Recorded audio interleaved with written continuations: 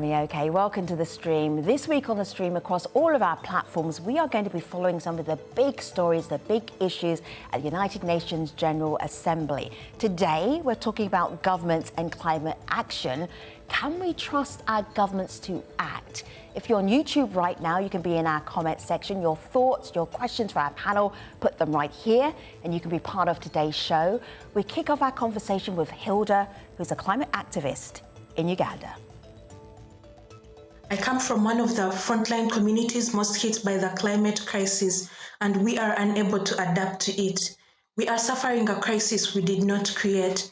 Every rain comes with a flood, rising water levels, submerging buildings, leaving many homeless, if not dead, rising temperatures and more. World leaders know exactly what needs to be done, but are not willing to do because they prefer profits to the planet. The world needs an end to fossil fuels. We need a drastic cut in emissions, vaccine equity for a just and inclusive COP26, especially for us, the most marginalized, because we can draw on our experiences to offer solutions to a changing climate. So we start our conversation with our panel, Selwin, Nisreen, So good to have you all here at the stream. Selwin, please introduce yourself to our stream viewers around the world. Thank you so much, Femi. My name is Selwin Hart. I'm the Special Advisor for Climate Action to the UN Secretary General and Assistant Secretary General for the Climate Action Team. Good to have you. Really great to join you. Oh, it's great to have you. Nisreen, please say hello to our stream audience and tell them who you are and what you do. Hi, everyone around the world. Good morning, good evening, and also good afternoon, wherever you are watching us. My name is Nisreen Elsaim. I am from Sudan, and I'm the chair of the UN Secretary General's Youth Advisory Group on Climate Change. Good to have you. And hello, Ko. We can't do this conversation without you. Tell our audience why, who you are, and what you do.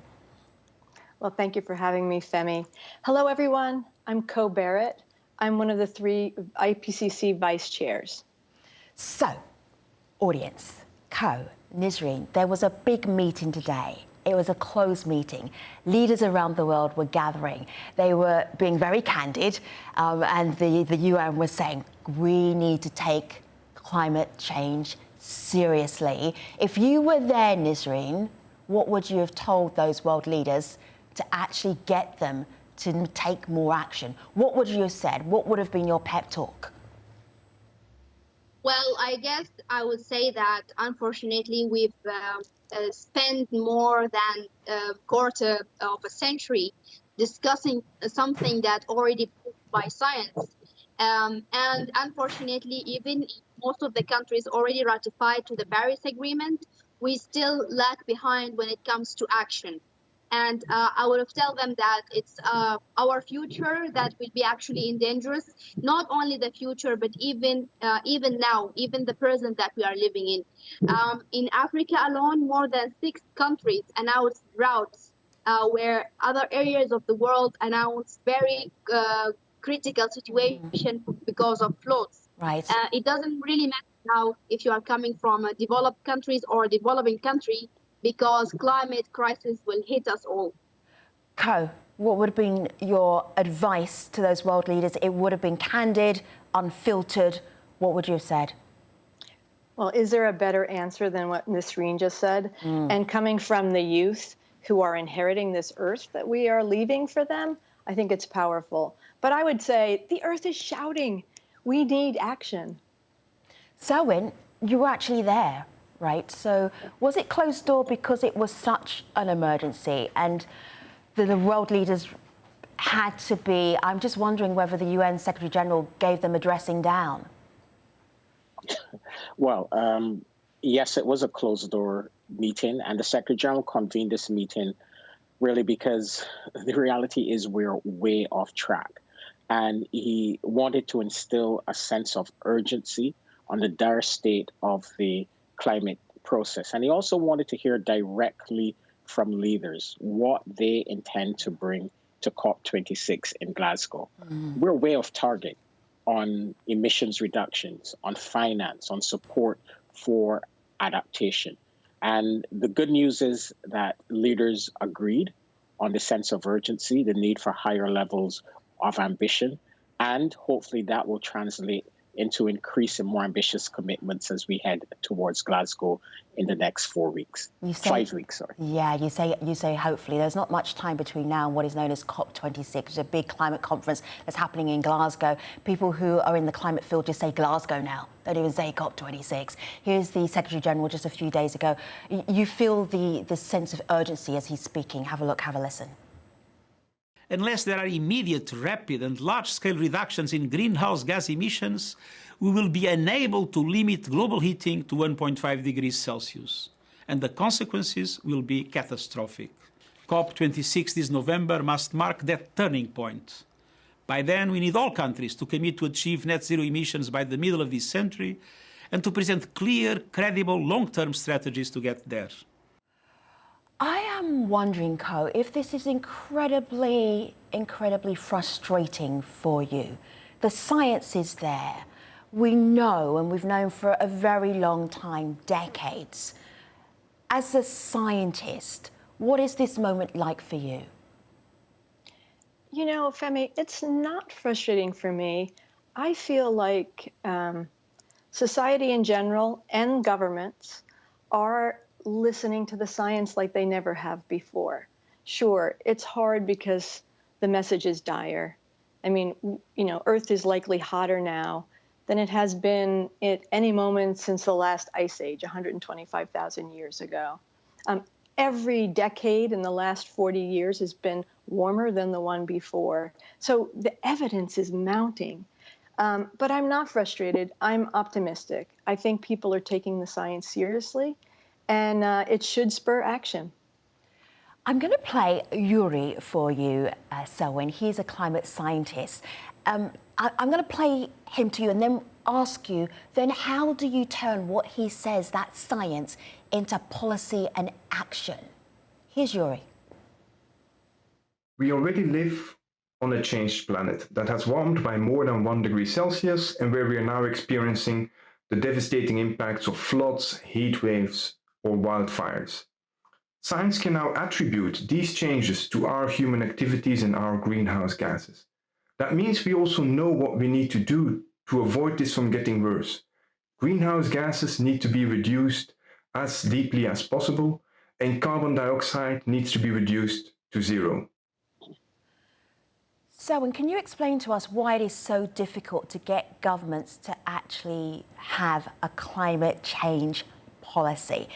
We don't even have any red flags anymore. It's just the climate is changing in every single continent around the world. Why is this difficult, Selwin? Well, it's a very complex issue. The science is extremely clear. As Yuri said, as Ko said, and as Nisreen said, governments know what they need to do.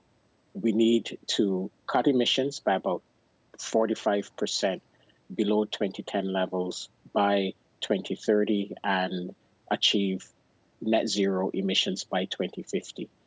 But we're not seeing the national commitments. We're not seeing national commitments from governments with the level of ambition that is required or in line with the science. Yeah. And the reality is that countries see this as difficult. Hard choices need to be made. It means transformation of energy systems. It means transformation of transport systems, which is very expensive, especially in. Is this just about money, Selwin? Is this just about money? And Nisreen is dying to interject. Let me Nisreen interject, then Selwin, you pick up off the back of Nisreen. Go ahead. Are we just talking? Are we just too cheap to save our planet, Nisreen? I think Selwin is so diplomatic. That's why he thinks that the issue is. But I think anyone who have mind inside of their heads knows that it's a money, it's an interest issue. It's not easy to actually stop a whole industry like the fossil fuel industry. They control a lot of sectors. They actually even support a lot of sectors. They support sometimes the health sector. They even support some of the election campaigns for most of the world leaders nowadays. So money, influence, and interest. This is the triangle that actually stops the process from happening. Simply. How to solve this issue is complicated, but why? The reason is very obvious. It's influence, interest, and wealth. Selwin? Yeah, leadership by governments is absolutely critical. And we need governments to take the lead in setting very clear climate commitments, targets, and policies. But governments can't do this alone, as Nisreen said. We need the voices of young people who must advocate for their future, these are young people whose future will be jeopardized, who will not be able to realize their full potential if we don't address the climate crisis. But we need to also hold our leaders to account. Leaders signed on to the Paris Agreement, leaders committed to pursue the 1.5 degree goal of the Paris Agreement. The current commitments place us at 2.7 degrees Celsius. This is unacceptable. They're not living up to their commitments. So can I show just really obviously what the pledges were and what we're actually seeing right now. Have a look on my laptop here. This is just such a great graphic. It's a terrible graphic, but really easy to see. So this is a climate action tracker. This is the 1.5 Celsius Paris Agreement. Who is compatible? Gambia. One place. And then almost there, almost agreeing to cutting the emissions and what they promised and what they've delivered. Costa Rica, Ethiopia, Kenya, Morocco, Nepal, Nigeria, the UK. Insufficient. You can see all of these areas around here. Look at this. The EU, the European Union. That's not even one country. There's many there. USA here. Highly insufficient. Huge list here. And then critically insufficient. Russia, Saudi Arabia, Thailand. So there were promises, and those promises have not been delivered. Let's talk about the impact that's actually happening down on the ground. Nisreen, you go first, and then I'm going to bring in Vlad, who's also a young climate activist. Nisreen, thoughts? Can you bring the diagram again? I just want to show you something. Yeah, actually. Yeah, go ahead. It's here. It's ready. Yes, the countries who had a sufficient NDCs and the almost sufficient, all of them, but UK are developing country. They are from the lower emission. Isn't that amazing? The countries that are probably emitting the least are doing the most work. And Nisreen just did that because she's almost diplomatic herself. She said NDC, nationally determined contributions. That is the promise. That was the promise that was made during the Paris Agreement, and then whether they actually delivered. I want to bring in Vlad here, Nisreen, if I may. I'm going to play Vlad to you, Co, because Vlad is talking about climate change that is happening right now where he lives. Have a listen, have a look. My home community, the capital city of Moldova, Chisinau, is directly dependent in its fate on climate change through the fate of the river Dniester, where we get 80% of our potable water from. Unfortunately, the situation of the Dniester is degrading with every single year, and there is no end in sight so far. And its fate is dependent, of course, on how the Paris Agreement is progressing in its fulfillment. Unfortunately, the recent data shows that we are at best 50% way there, but we are still on the way to allow a warming that could be more than 2.5 degrees. There is still a lot more action required, a lot more commitment, and a lot more finance to fulfill this commitment as well. So, Co, the recent assessment from the Intergovernmental Panel for Climate Change was that we are at a code red for humanity. There is no obscure language there. What does that mean in terms of the science, Co? What are we seeing right now that is deeply, deeply scary? Well, first I'll say that stories like the one shared by Vlad are stories that we are seeing all across the globe. I mean, look at this summer. Heat waves, droughts, fires, floods. That, like what we're seeing here across the globe recently, is exactly what we envision to be typical of global warming, and they are also directly caused by global warming. So the report goes into detail about how the Earth has warmed and how it's projected to warm in the future. It talks about how we are now able to attribute human influence to the climate extremes that we're seeing. The science finds that the next 10 to 20 years are critical, really, to getting the problem under control. We cannot continue to put off rapid and transformational action. The good news is, though, if we strengthen our resolve and act now, it's not too late to forestall many of the most dire consequences.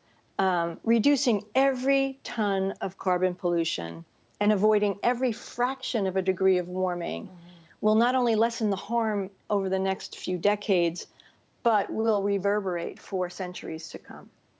I am going to ask all of you guests to do a speed round. We have Shivans on YouTube right now. He has a question, and I want an instant answer from all three of you, if I may. Developed countries harm the environment most. How do we convince the carbon emission giants to change? Instant, fast answer. Nisreen, you start. Well, renewable energy. Renewables is there is a big dilemma regarding renewable energy right now, because renewable energy itself is a way to get clean energy. Unfortunately, the manufacturing of renewable energy materials or renewable energy equipments is yet not very green. So I think we should do green renewable energy. This will reduce a lot of the emission. It will also reduce the inequalities, because access to electricity and power is a great tool to development. Selwin, this is your entire job. How do you persuade the carbon emission giants to change, is what Shivans asked. He's watching right now. What answer are you going to give him? Well, my answer, it's in the economic interest of countries to be more ambitious on climate action. Renewable energy in most parts of the world is much cheaper than coal power and in many instances fossil fuel power generation. And energy emissions account for 3/4 of total emissions. So it's in the economic interest. It makes good business sense for a country, for a company, for a city to be ambitious on climate change and to go green. Make it worth their while. Co, what would you say? I would actually agree with what Nisreen said and add to it a little bit. You know, this is an incredible opportunity for us to transform our economies. And we've already seen it with renewable energy. Solar and wind prices are going down, and it's so much more affordable. We just need to take that kind of action and apply it to transport, cities, agriculture, and kind of bring ourselves into the future here. It's time. I will even go more radical, if I may, and I say that we should some sort of find a degrowth plan for the already developed countries, while have the equity of actual development in the underdevelopment or least development countries. Degrowth is a scary story for a lot of people, but when you make it sense, it makes a lot of sense. Because if I ask someone, do you prefer to live long, happy and healthy life, or do you prefer to die fast and to die rich?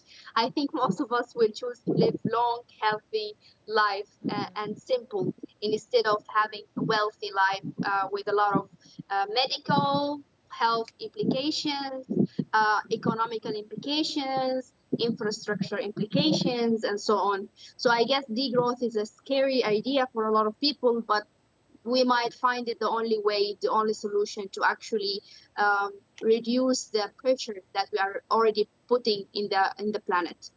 So a couple of weeks ago, guests, the stream looked at the climate emergency and some of the climate activism that was happening, particularly a group called Extinction Rebellion, where they are taking our climate crisis so seriously that they're using a very specific kind of protest. So on that show, we had Rupert Reed, and Rupert had a prediction about COP26. Remember, that's that big climate change conference that's happening in Scotland in November.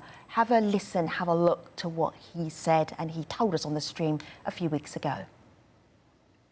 Unbelievable, appalling inaction on this for such a long time. We're now moving to a moment when that could change, which is the COP at Glasgow, the big climate conference in November. But I'm going to say something unpopular potentially now and controversial, which is that conference is virtually bound to fail. It will fail us, as they failed us previously. Even the Paris Agreement in 2015, which was an amazing diplomatic achievement, is a paper tiger. And we're on course, if we stick to the Paris Agreement, we're on course even then for civilizational meltdown. So the bottom line is this: there are no adults in the room. There is no cavalry riding to the rescue.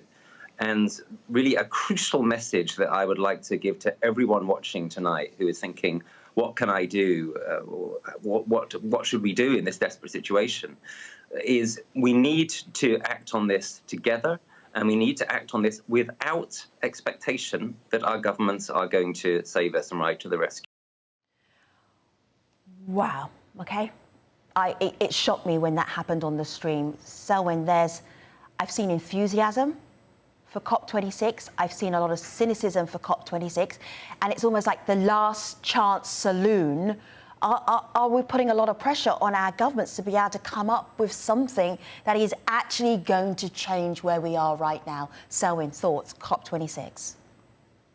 Yes, the Secretary General said it this morning that if we don't change course, there is a high risk of failure at COP26. And he has been very clear in terms of what needs to happen. Countries need to put more ambitious national commitments on the table. They need to increase the climate finance that they're providing to developing countries. And they also need to support vulnerable developing countries who are on the front lines of the climate crisis with finance in order to better adapt and build resilience to climate change. But the reality is we have 5 weeks left. We need to use every day between now and COP26 to get countries to be more ambitious. And I'm not ready to give up yet. The Secretary General is not ready to give up yet. The beauty of the Paris Agreement is that, it's not a perfect agreement, but it's our best hope of stemming the climate emergency. And it allows countries to submit periodically their national commitments. And we've seen countries increase. Countries representing half of global emissions have submitted NDCs, and these NDCs these national commitments, not acronyms. Right. And these national commitments have led to a reduction in emissions of around 12%. It's not enough, right?